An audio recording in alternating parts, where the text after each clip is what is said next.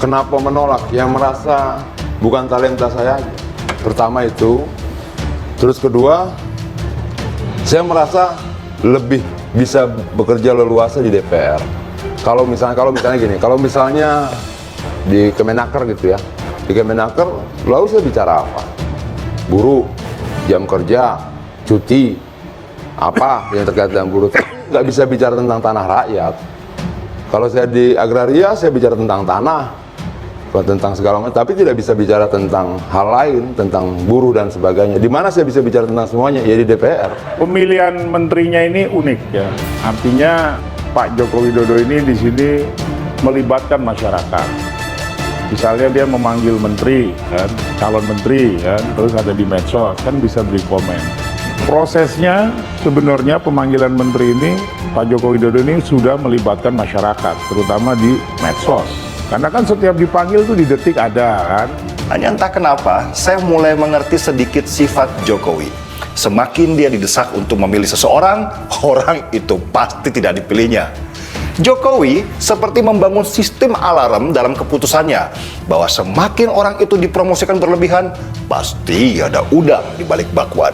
Jokowi bukan orang yang bisa disuruh-suruh untuk milih si itu, si ini, dan biasanya keputusan dia pasti kontroversial. Satu yang pasti, Jokowi mencari pekerja, bukan aktor atau artis yang cuman mejeng di depan kamera. Apalagi yang ketika sudah jadi menteri, malah sibuk cari muka. Kerjanya nol, tapi sibuk bermain kata-kata.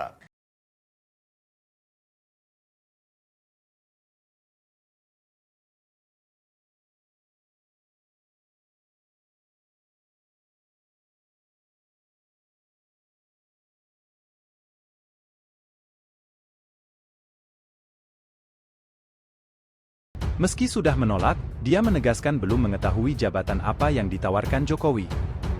Namun, dia tetap tidak mau memaksakan diri menjadi menteri. Posisi belum, dan gini loh maksudnya, hidup itu enggak sekadar meraih jabatan dan harta, ada yang lebih tinggi daripada itu, dan menurut gue itu lebih penting buat gue, ungkap Adian.